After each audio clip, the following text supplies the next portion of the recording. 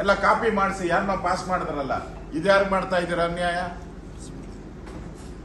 At least ಕೇಂದ್ರ ಸರ್ಕಾರ CBI ತನಿಖೆ ಮಾಡಿ ಈಗಾಗಲೇ 106 ಜನನ ಅರೆಸ್ಟ್ ಮಾಡಿ ಜೈಲುಗಳು ಕಳಿಸಿದ್ದಾರೆ.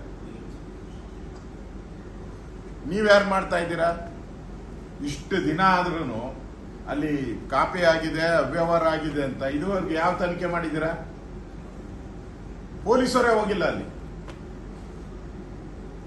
ನಿಮ್ ತನಿಖೆಯಲ್ಲಿ ಬರ್ತೈತೆ ಅದು? ಅಂದ್ರೆ ಮುಚ್ಚಾಕೋ ಪ್ರಯತ್ನ, ಈ ಸರ್ಕಾರನೇ ಆ ಕೇಸನ್ನು ಮುಚ್ಚಾಕ್ತಾ ಇದ್ದಾರೆ. ಇಲ್ಲ, ಇದ್ರ ಬಗ್ಗೆ ಏನಾದ್ರೂ ತನಿಖೆ ಆಗ್ಬೇಕಲ್ಲ. ಆಗಿದೆ, ಎಷ್ಟಾಗಿದೆ, ಎಷ್ಟು ಜನ ಕಾಪಿ ಮಾಡಿದ್ದಾರೆ, ಆತರ ಏನಾದ್ರೆ ಇಡೀ ರಾಜ್ಯದಲ್ಲಿ ವಿದ್ಯಾರ್ಥಿಗಳು ಎಕ್ಸಾಮ್ ಬರ್ದಿದ್ದು ಅವ್ರದ್ದೇನು ಉಪಯೋಗನೇ ಆಗಲ್ಲ.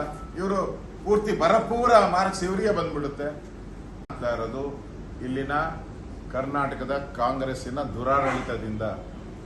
ಆದ್ರಿಂದ ಇವರಿಗೆ ನೈತಿಕ ಅಧಿಕಾರ ಇಲ್ಲ. ನಾಳೆ ಸಮಾವೇಶ ಮಾಡ್ತಾ ಇದ್ದಾರಲ್ಲ, ಅದು 12 ಕೋಟಿ ಹಣವನ್ನ ಕೇಳ್ತಾ ಇದ್ದಾರೆ.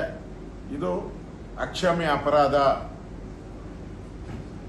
ಯಾರ್ದೋ ದುಡ್ಡು ಎಲ್ಲಮ್ಮನ ಜಾತ್ರೆ ಅನ್ನೋ ತರ ಆಗ್ತಾ ಇದೆ.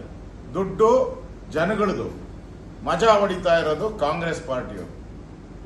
ಈಗಾಗಲೇ ಗ್ಯಾರಂಟಿ ಯೋಜನೆ ಅನುಷ್ಠಾನಕ್ಕೆ ಸುಮಾರು 150 ಕೋಟಿ ಕಾಂಗ್ರೆಸ್ ಕಾರ್ಯಕರ್ತರಿಗೆ ಕೊಡ್ತಾ ಇದ್ದೀರಾ. ಸಂಬಳ ಕೊಡಕ್ಕೆ ಯೋಗ್ಯತೆ ಇಲ್ಲ. KSRTC ಸಾರಿಗೆ ಇಲಾಖೆಗೆ ನಿಮಗೆ ಪೆನ್ಷನ್ ಕೊಡಕ್ಕೆ ಯೋಗ್ಯತೆ ಇಲ್ಲ ನಿಮಗೆ.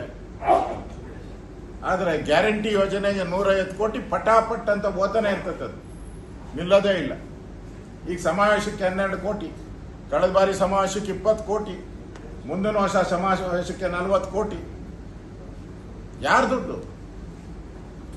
ರಾಜ್ಯ ಸರ್ಕಾರದ ಹಣ ಈ ರೀತಿ ಪೋಲ್ ಮಾಡಿ ಯಾರು ಕೇಳಿದ್ರು? ಯಾವ ಜನ ಕೇಳಿದ್ರು? ಕರ್ನಾಟಕದ ಯಾವ ಟ್ಯಾಕ್ಸ್ ಪೇಯರ್ ಈ ಸಮಾವೇಶ ಮಾಡಿ ಅಂತ ನಿಮ್ಮನ್ನು ಕೇಳಿದಾರ? ಯಾವ್ದಾದ್ರು ರೈತ ಸಂಘಟನೆ ಬಂದ್ಬಿಟ್ಟು ನಿಮ್ಮನ್ನ ಈ ಸಮಾವೇಶ ಮಾಡಿ ಅಂತ ಕೇಳಿದಾರ? ಯಾರನ್ನ ಅಂಗನವಾಡಿ ಕೆಲಸ ಮಾಡೋರು ನಿಮ್ಮನ್ನು ಸಮಾವೇಶ ಮಾಡಿ ಅಂತ ಕೇಳಿದಾರ? ಯಾರು ಕೇಳಿದ್ದಾರೆ? ಯಾರು ಕೇಳಿದ್ದಾರೆ ಅಂತ ಸಮಾವೇಶ ಮಾಡ್ತಾ ಇದ್ದೀರಾ? ಹೇಳಿ. ಜನ ಕೇಳಿದಾಗ ರಸ್ತೆ ಮಾಡ್ಕೊಡ್ಬೇಕು, ಇದೆಲ್ಲ ಕರ್ತವ್ಯ, ನಾವು ಮಾಡ್ಬೇಕು ಅದನ್ನ. ಇಲ್ಲಿ ಕೇಳೋದೇ ಇಲ್ಲ, ಯಾರನ್ನು ಸಮಾವೇಶನ ಕೇಳಲ್ಲ. ಆದ್ರೂ ಸಮಾವೇಶ ಮಾಡ್ತಾ ಇದ್ದೀರ. ಆದ್ರೂ ಅವತ್ತು ಬೆಳ್ಳಿ ಕಿರೀಟ, ಚಿನ್ನದ ಕಿರೀಟ,